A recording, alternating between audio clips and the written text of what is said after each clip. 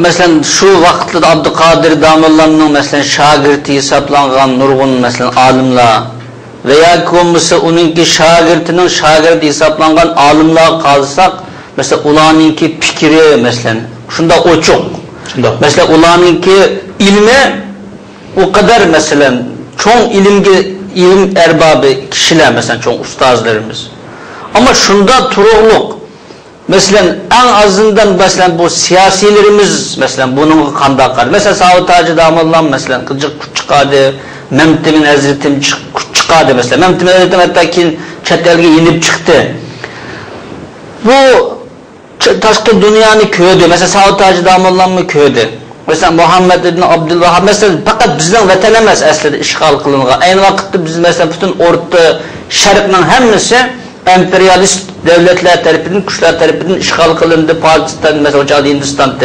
Yani hammasi işgal. Ama şu devirde en azından şundan münevver bir qancha kişi çıkıp bir fikirle mesela Saudi'de Vehhabi düşüncesini oturgu çıkarıp en azından şirk dep mesela bu çağda Osmanlı vardı. Osmanlı'nın qo'llab çıkardı mesela imparatoruna. Mesela Saudiya nimedi mi? Mısır'da ihvan en azından nimelige karşı İngiliz, Fransızlığa karşı mesela İsrail'in tecavüzüne karşı mesela İhvanul Müslimin teşkilatını kurup şu arkalı olmuşu mu? Mesela Muhammed ibn Abdülvahhab mesela Hristiyan medeniyetiyle Batı'na Avrupa'nın ki garip medeniyetiyle karşı mesela ayrım bir grup onu kılıp ziyali yaxşı okugan dini kişiler bilen bir hareket kıldı. Mesela bizden vatanda bu var mı yok mu mesela o devirlerde? O bulalıq Mehmet bin Hazretim'nin öz zamanında kılgan hizmetine ait çoğun bizim anlaşımız bizim şunda anlayan mesela çoğun mesela başta dep ötkendek bizim pişanımızdan tertürlüki baştan ahıra şu tekrarını algan. Mesela Abdülkadir Damollon'la kelgan vaqtla bilen o Mehmet bin Hazretim'nin ya bu Saud Damollon'un zamanı aralıqda hali vaqt var. Şu mezgil, şu Abdülkadir Damollon'dan kiyinki bu şöyle münevver İslam'ın hakikatini düşüngen yeni ziyaliler çıkıp yeniden şu fikirlerini oturup koyup şunu umumlaştırman diyen mezgilde yani ulanı da kısızlık uçuralıqda. Meyli düşman kuş tarafından bu. Mehmet'in nezdinde çetki çıkır mecbur olaqla qul Saud Damollon'la turmağı kirek. Oğandikin ulanın fikrini kötəgəller, ulanın ki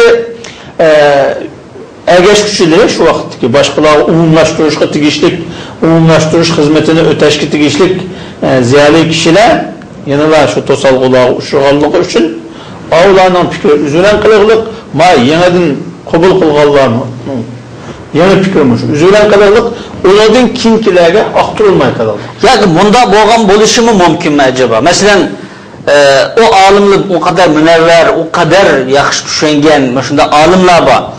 Mesela ya ki halkını anlayanmayan alet var. Mesela halk mesela o yerdeki insanlar sildiler. Hem biraz tasavvufqa mail insanlarımızınki çünkü tarihi minnemisi var. Hem onun Hanefi mezhebi. Şunun olan birge özününki örf ve adetiga intayin mesela nime bir halet var.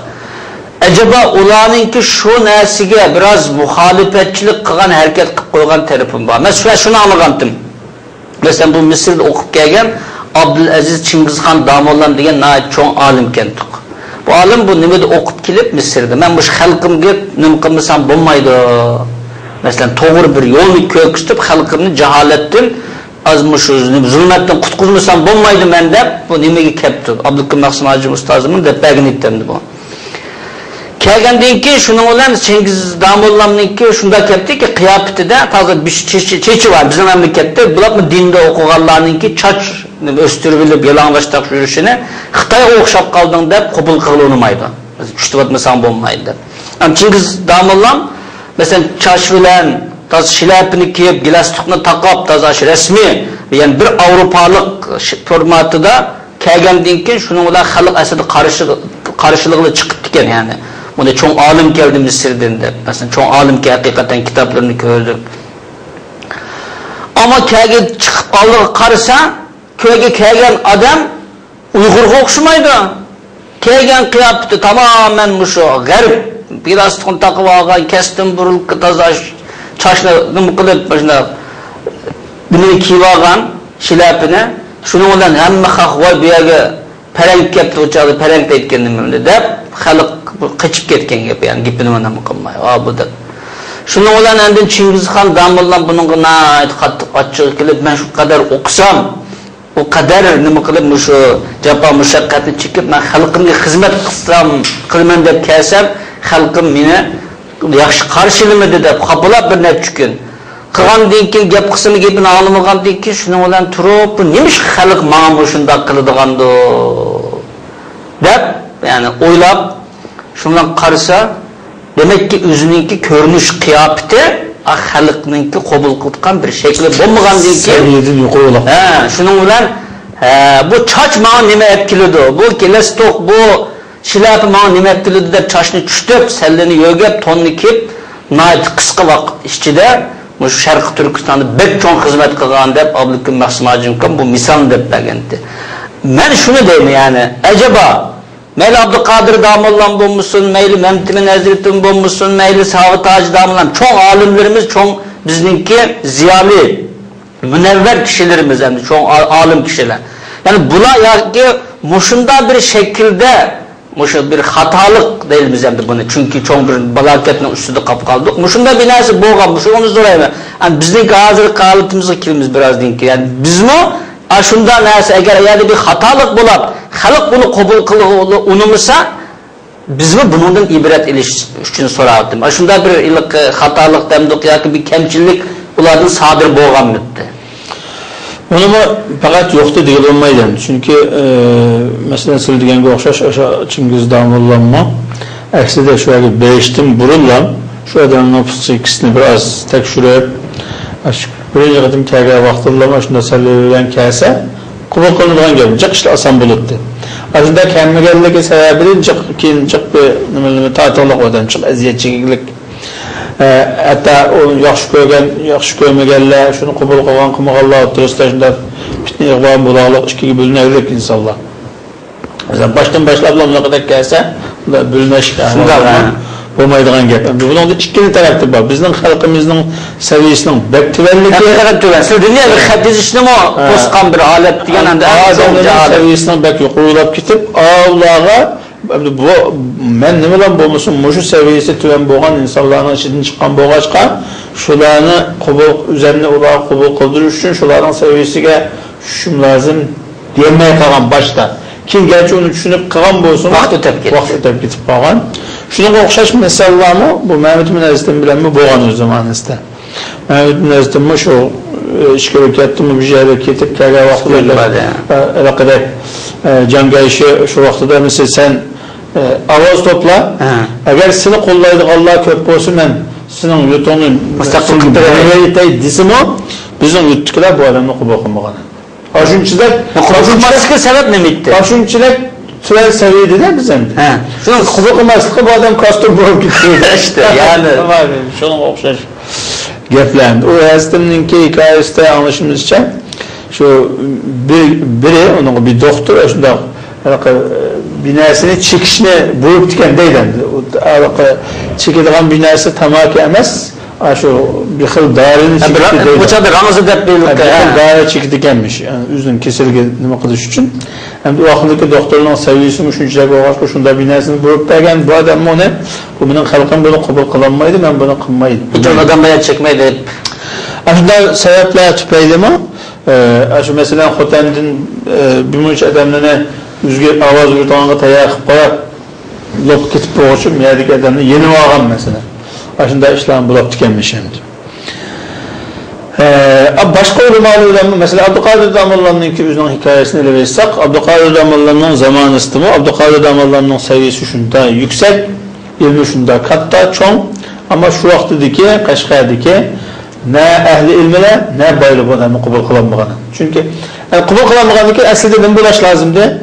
Vaqtlık bolsunmu bu adamlar bilan müessese qilib, kirishib turib, o'zining ba'zi fikrlarini kechiktirib turib, ashula qabul qiladigan fikrni deb turib, asta-asta ashula qabul qilgan sira millatning saviyasi o'sgan sira chiqargan bo'lsak, masalan, yana yaxshi bo'lib qoladi.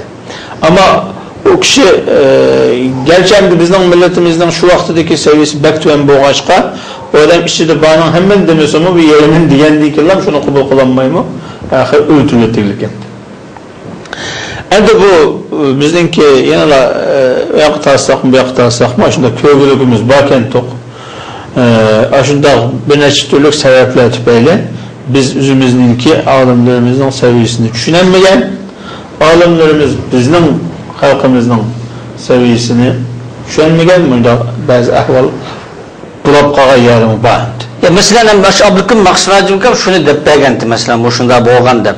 Mesela Abdülküm Maksımacım mesela 80-ci yıllardan 90-ci yıllar arası boğan mesela 10 yıl içinde mesela marif cihetten ait çoğun bir Şarkı Türkistan'da mesela bu Mağun'unki yani medeniyet inkılabıdır, nurgun ölümanı öldürüp halkınınki burutlarını, sakallarını küçtüp fakat şu dinden uzaklaştırıvatkan bir şarayet aslında mesela ben şunu kögen 80-ci yıllardan 90-ci yıllar arası bu aralıkta 5-6 min okuyucu talep yetiştirip mesela bulağa hatta Maksımacım şunda da etti mesela. Bazen chet elden kirgen kitaplarını okulu koymaydı. Bunu okumanlar, bunu okusan ihtilaf çıkıp kaldı ballarım bunu okumanlar.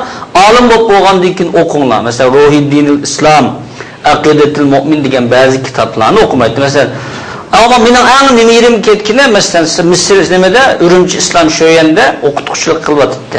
Hem Ürümçi'de hem madem yalanglaştak jüriydi. Hani Maksımacım kam sellini fakat biştin nemi kılmaydı. Dopu gitti Uygur topluğundan çıkman topluğuna. Ama sırt çıkan çağda şunun da oppak sellesiyle birlikte çıktı. Bir güne nimir birlikte çıkılıyor dedi. Şu nimir dostluk soğudu sarı, yeni sağan naat çoğun bir soğudu sarıydı o. Şuraya birlikte barılı dedi. Makul dedim. Sellini kiyip yaptı. Xitaylı var, küçük boğan deyken ya dedim acımka şu sellini İlgasıla dop keygan bolsa kanda bolat desem. Ya balam bu sellini biz alimli düşünümüzden çıkarsak efendimiz tügep gitmez. Biz alimli nimi güçüp kalımız. Üzümüzdeki şu bizni kabul kılgan halkımızdaki kabul kılgan haletide umudun hicil olmay o palanın binasından bitike ma komünistler binasından bitike demey muşunu saklap kalsak biz üzümüzü saklap kalımız balam dedi. Ma dedim biz bağamdan kim bakatı hıcılık ettim deslaptı ayak kirgen çünkü hemme adam karaydı. Şuna birlikte kirdik Maksımacım kam normal. Şunda çıraylık şekilde mağdı. Mağan dikin aşırılık Xitaylı naat hürmet göstük gitti. O dağın o burada naat kat hürmet göstük gitti. O iş tügüde mesela kim neye çıkıp şunda oylasam mesela aşkıgan şu nimisi arkalık mesela 10 yıl içinde hiçbir ihtilafka hiçbir bölünüşki sebep vermey mesela bir şekilde mesela ne mukagantı. Mesela belki Abdülkadir Damoğlu'nun bunun ki mesela Çingiz Damoğlu'nun mesela misalını mı dep bergenti.